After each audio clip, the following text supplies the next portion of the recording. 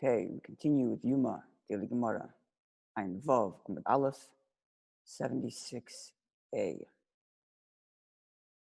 We come to our last commentary, our last discussion on the Manna, before the Gemara gets back to discussing what this Masechta really is about, which is Halachas Yom Kippur. Right? The word Yoma means day, and the day is talking about the day of Yom Kippur, the day. And the discussion on the Manna is really like a detour from that. So we now come to the last discussion on the Manna. And then, Mitzvah, we get back to the halachas of fasting on Yom Kippur, which is what we started with. Okay, so it's about a quarter from the top of the page, maybe a third. There's a little aleph at the beginning of the line, and it says Vikfar at the beginning of the line. See it? Okay. Vikfar hoyer apart from Rabbi Shmuel, v'zikenim yoshvim v'oiskim beparshas Haman. Rabbi from Rabbi Shmuel and the elders were sitting and discussing the Haman. They were amidst this discussion. And Rabbi Lezer, the Moedoi, was sitting amongst them. Don't know for sure, but it would seem to me that the Rabbi Lezer Moedoi was somewhat younger than them. The Gemara first describes Rabbi Tarfon and Rabbi Shmuel and the elders. And Rabbi Lezer was sitting with them. So I imagine that he was younger. I wonder if that's the way he puts it here. It doesn't say.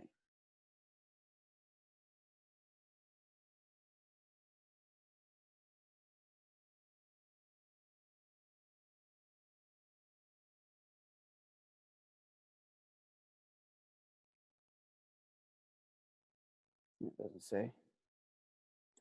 Anyway, of Moedoi was sitting amongst them. Then Rabbi Lezer Hamoedoi responded to their discussion and said, the manna which fell down from heaven for the Yidden was so high that it reached Shishim Amma, 60 Amma. It's rather high. Each Amma is about a meter, talking very high. How big is a baseball field? A football field? 100 yards, right? So how many meters is that? I don't know how many yards per meter, I don't know. Anyway, it's very tall is the bottom line. 60 amma high. But the number is exact, as we'll see. Amr le Rabbi Tarfon. So Rabbi Tarfon said to Rabbi Lezer HaMoedoi, and he said Moedoi, called him by his nickname rather than his actual name. Moedoi. How long are you going to be? I think the direct translation is collect words. Yeah. David Verman's like collect words, or maybe and bring it upon us, meaning you're just grabbing a bunch of words, dumping it on us. Where's your source for this idea that the manna reached 60 feet high? So Amar Loi, so Rabbi Lezer Moedoi says to Rabbi Tarfon, Rabbi, my teacher. This is why I think Rabbi Lezer Moedoi is younger. Because Rabbi Tarfon refers to him not by Rabbi, and not even by his first name, just says Moedoi, like using his nickname. Whereas when Rabbi Lezer Moedoi responds, he calls Rabbi Tarfon not Tarfon, doesn't even call him Rabbi Tarfon, just calls him Rabbi, my teacher, my Rebbe. That's why I think Rabbi Lezer Moedoi is younger, just in the context of the discussion, but I'm sure there are sources that are more precise in the aging and all that. Okay, so Amar Loi, Rabbi Lezer Moedoi responds, Rabbi, referring to Rabbi Tarfon, Mikra ani doirish. I'm expounding this from a verse, from the Pasuk.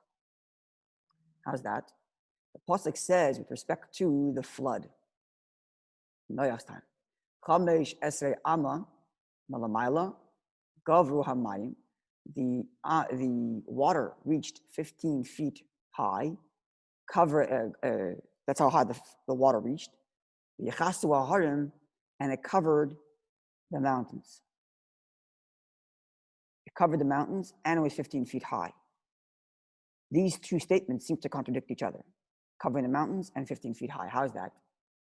So how, because the Gemara asks like this, "V'chi chamesh eser ba'emek," is it 15 feet above the valley, and then chamesh eser b'shvela, and 15 feet above a plain, flat land, chamesh eser b'harim, and then 15 feet above the mountain? V'chi maya shuri kaima? Does water go up and down like this? In other words, the implication that it covered the earth at 15 feet exactly, it says it covered the mountains, and it said it was 15 feet high. To say that it covered the mountain and it was equally 15 feet high would mean that the water goes up and down like the earth goes up and down. And that's just not the way water is. Water always finds a flat top because water always looks for the lowest possible spot, and all the water will go as far as it can go downward, leaving a flat top, whereas the earth can be up and down and wavy. So if the Pasuk describes it as covering the entirety of the earth, including the mountains, and it was 15 feet high, it would sound like there was a 15 feet layer of water covering the earth, which means the water would be wavy. And it's just not the nature of water.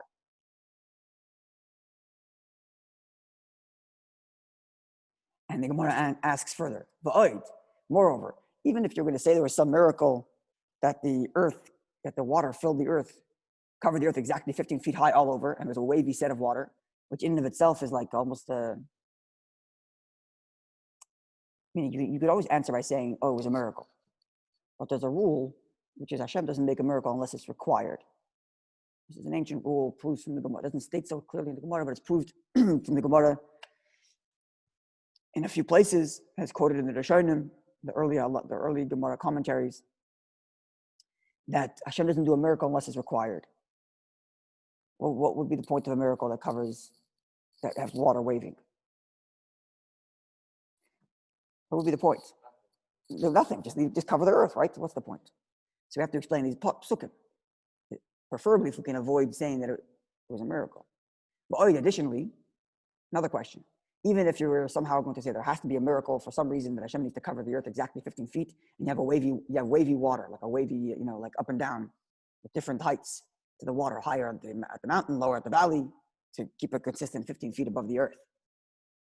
Another problem would be, Teva hechasagya. How would the ark make its way through the water in this wavy kind of form? Boats don't travel that way, which means you have to have a second miracle, which again makes the problem. Hashem doesn't make miracles for nothing, and the idea of having the water like this curved up and down to go with the earth is itself a wasted miracle. How much more so the fact that the Teva has to go up and down like this. It's obviously much simpler to say that the water covered the earth and the Teva traveled like it does travel in any water. So how do we reconcile this pasuk, which says that it covered the entire earth, that was 15 feet above the earth, and it covered the top mountains? Ella, rather, I must say, Nivku kol mayanas tahim rabba. The pasuk also says that the water came from two sources, from the wells of the depth opened up, and water came gushing out, and likewise the windows of the heavens opened and water poured down. Right? So he says that the two sets of water are two separate things. First, the water from the earth opened up until the surface of the water was flush with the highest mountains. So from the earth, the water comes up to fill up all the way to the top of the highest mountain. It's a lot of water. And then afterwards, 15 amma falls down from heaven. And that overpowered. Clear? So water from the earth covers everything, a flat surface of water covering exactly the top of the mountain.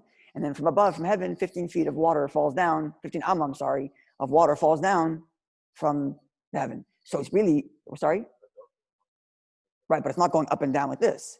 It's basically the entirety of the water was 15 amma above the highest mountain, but flat. Okay? Clear?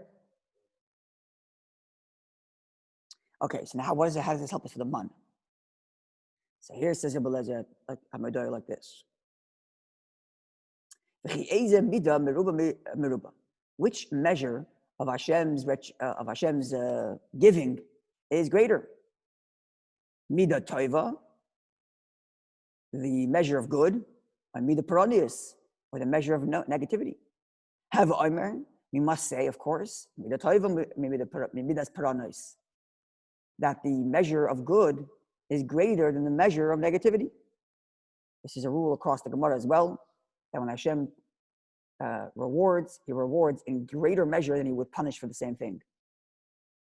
The measure of Hashem's giving, Hashem's giving good is always good, and Hashem is giving negative.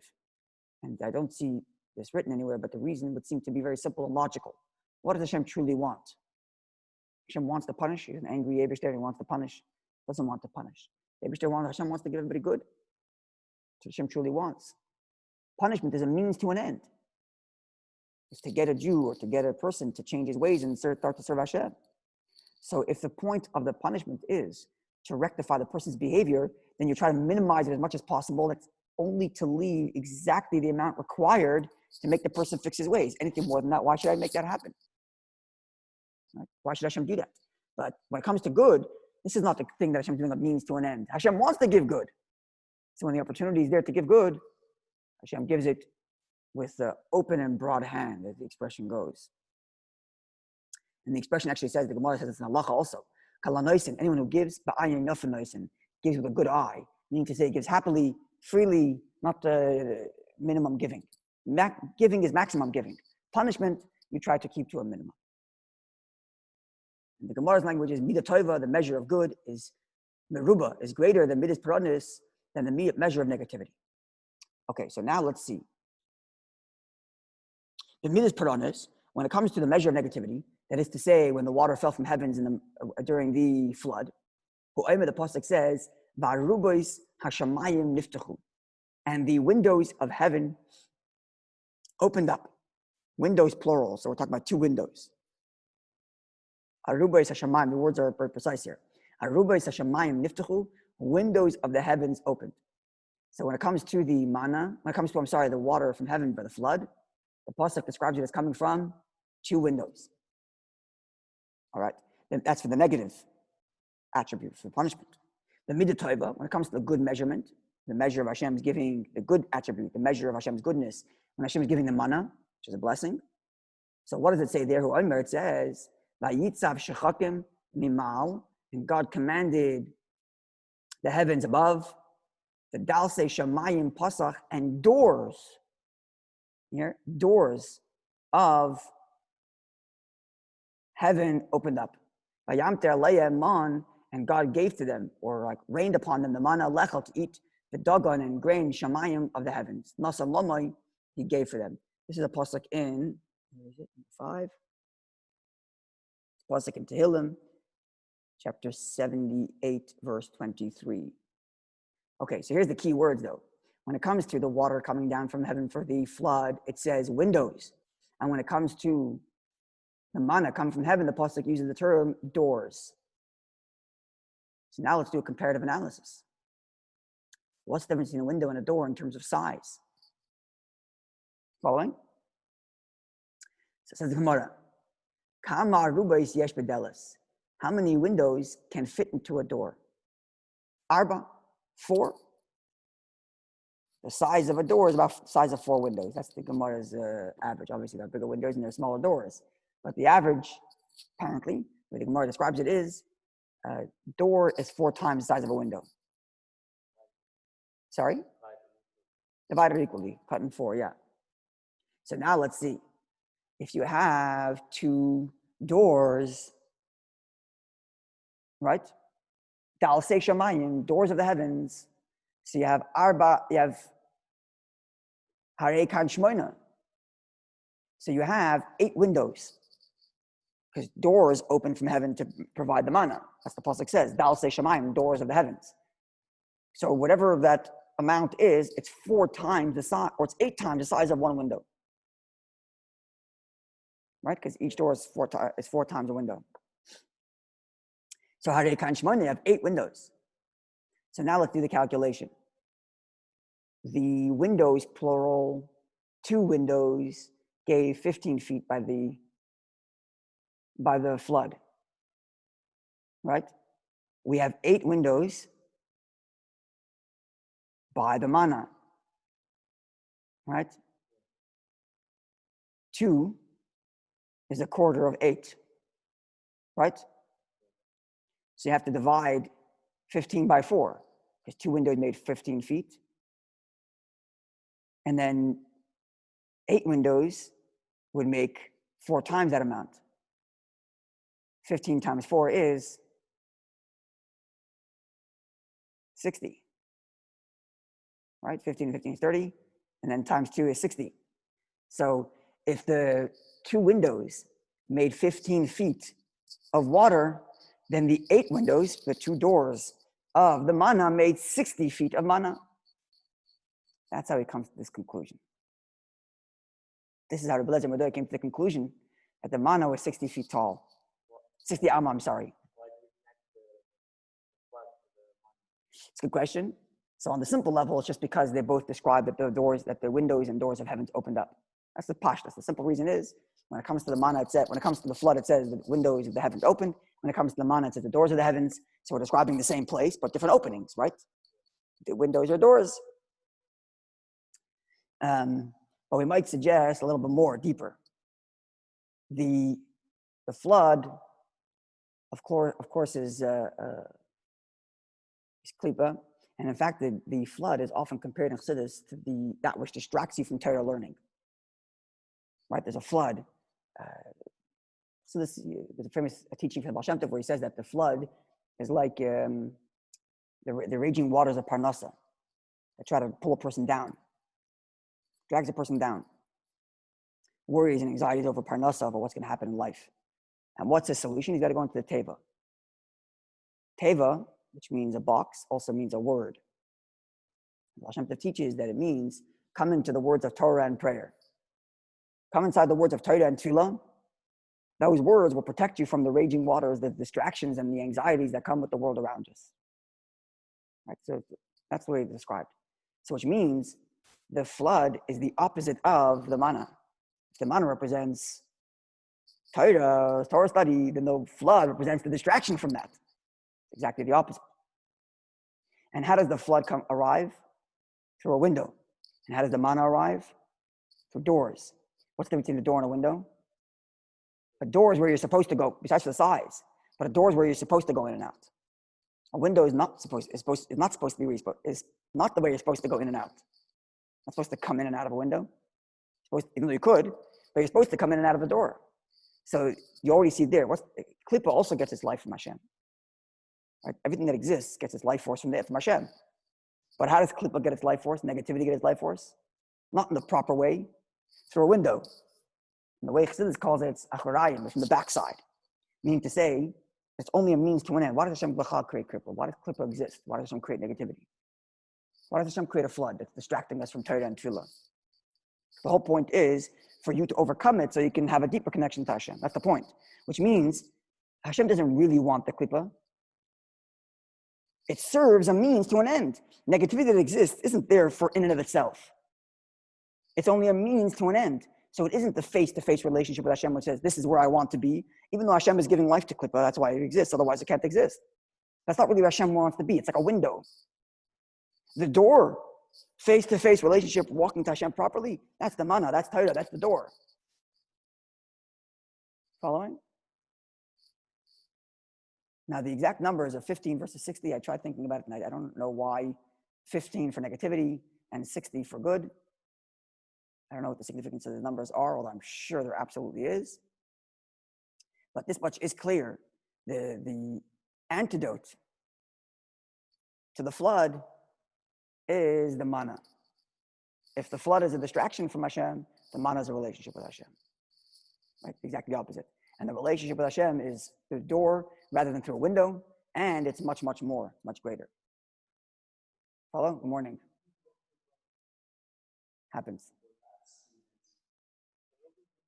It's recording. I'll send it to you soon.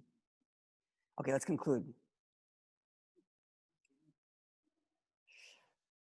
Okay, so the result of this is we see that the man reached up to 60 cubits high. That much is clear. We got to the calculation how we got to this, but one thing is the manna fell to the point that it reached 60 cubits high, 60 amma high, very tall. What was the point of this? Why should it reach so high? It says the Gemara like this: Tana, been taught. Tanya. Isi ben Yehuda, Isi son Yehuda says, you see it there, Aaron? Sorry? It's the first line of the widest set of lines. Here it says Ben Yehuda Omer. Yeah. Manshir Lem Yisrael, the manna fell for the Jews from heaven. Haim is Gaber V'oila would compound and go up V'oila. Ad Shiroyin Oisei Kol Malchet Mizrach Ma'arav, so that all the kingdoms of the east and the west would see it. That was the point of it going so high. The world should see it. Shenemar, as the verse reads, Tarech Lafonai Shulchan Neged Soderoi. Set forth for me a table opposite my enemies, those who oppress me. So that's a pasuk in Tehillim as well. Tehillim chapter 23, verse 5. And here you see this idea of a table being set for the enemies to see. So the table, the manna, is being set in such a manner that the nations of the world should see it.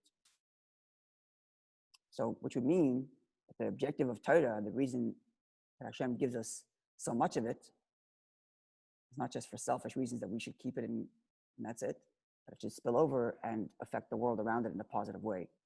You see that from the manna. The manna fell in such a measure wise that the nations of the world should see it. So likewise with our Torah study, it's not just a question of me keeping it inside of me and then I'm selfish, I have my Torah, leave me alone. No, my Torah study has to affect the world around it, the way I behave, the way I talk, the way I share, sharing the good word, sharing God's word, sharing morality, etc. The Gemara concludes with a comment on that last verse that we just quoted. The last words in the verse is Koshi Devoya. King David says in this verse in Tehillim, the same verse which says that God sets the table to such a high inordinate amount that the nations of the world should see it, concludes, Koshi Devoya, my cup overflows. Omar Abaye says, Shmamina, we can learn from this word where David says, my cup overflows, that Kisa de David, the cup of David, La'amud Asi, in the world to come, is Masan the Esim V'chad Luga, is 100 or 200, and 21 lug. Lug is a measure of liquid. Machzik, that's how much it could hold. How did it get from there? How did it get from this verse to tell us that it's 221 lug? Says the Gemara, Shnemar, because the verse reads, Kaisi Revaya, my cup overflows. Now the word for overflow is Revaya. Revaya, Reish, Vav, Yud, Hayes, B'gematria, is the numerical value of Hachihava is that much, is 221. Right? Reish is 200, Vav is 6, Yud is 10, and Hay is 5. 221. So that's how much King David's cup is, and that's how much it has, how much wine it can contain. 221 lug. What's the significance of this number? I don't know. The floor is open. Sorry? Lug is somewhere around a liter. I'm not sure, but it's a measure of it's big. Talking about a lot. It's a big cup. It's a big cup. It's a vat. It's a massive vat. It's huge, but it's obviously it's symbolic of something deeply spiritual, and I don't know exactly what it is. There's things I can think of, but I don't know. I'll leave it open until I have something concrete. Now the Gemara gets to, in concluding lines, gets to questioning Rabbi Lezer HaMoedoi's comparison, right? We got to 60 because we said it was 4 times the amount of 15 from the flood, right? That's how we got to 60. Sorry? Yeah, 15 Amma high by the flood. And we did it 4 times that because it's 2 windows, 2 doors versus 2 windows, right? And that's how we got to 60 Amma high, the manna, right? So Gemara asks, Holidamya, you can't compare the manna to the flood in 2 ways. Hassam, when it comes to the flood, Barboy and Yomin, it took 40 days. So it wasn't like it was dumped in one moment, 15 Amma of water. Over 40 days it built up. Hacha, but here with respect to the manna, Chada Shaita is 1 moment. Every morning, 1 hour, the manna came down. First problem with comparison. Following? Yeah? You're comparing the amount, you're coming to the conclusion of the amount of manna that fell and how high it reached by saying that it's 4 times the amount of the flood. But it's not the same circumstance. The flood came down in over 40 days. whereas the manna came in one moment. So who said that the doors opening in one moment produces the same amount as how long it would be for open for 40 days? If the manna were pouring over 40 days, then you could say 60 amma. Right? But since this is one moment versus 40 days, you can't make the comparison and say this is 4 times that amount. Following? One problem. Hasa, another problem is, when it comes to the manna, is the kul alma. The water is meant to cover the entirety of the world. But hach over here, with respect to the manna, the Yisrael l'chudei, it's meant just for the Jews. The nafesh l'hutzvei, and it's already plenty for them. So 2 reasons why you can't compare the manna to the flood, because the flood was lasted for 40, the windows were open for 40 days, whereas the manna came down in one moment. And number 2, the flood meant to cover the entire earth, whereas the manna was just for the Jewish people. So says the Gemara, Blazer Madoy is not getting into the details. Psicha Gomer. He is comparing the fact that the words in the verse are the same. The word in the verse with respect to the manna is Dalse Shamayim Pasach, God opened the doors of heavens, and the word used to describe the windows of heavens opening to cause the water to come down by the flood is Niftachu. So because the same terminology is used, like Gzera Shava, when the same terminology is used in 2 different verses, we can compare them, and therefore because the verse uses the same terminology to describe the water coming down from heaven, and the same terminology to describe the manna coming down from heaven, both of them referring to the heavens opening up, therefore we can make a comparative analysis. And therefore, because when it comes to the flood, it specifically states, almost done. I'm almost done with tomorrow. And therefore, because the Torah says that 2 windows opened up by the flood to make 15 feet, then the 2 doors of the manna opened up to make 60 feet. God willing, tomorrow we get back to the halachas of Yom Kippur, which is what we started with.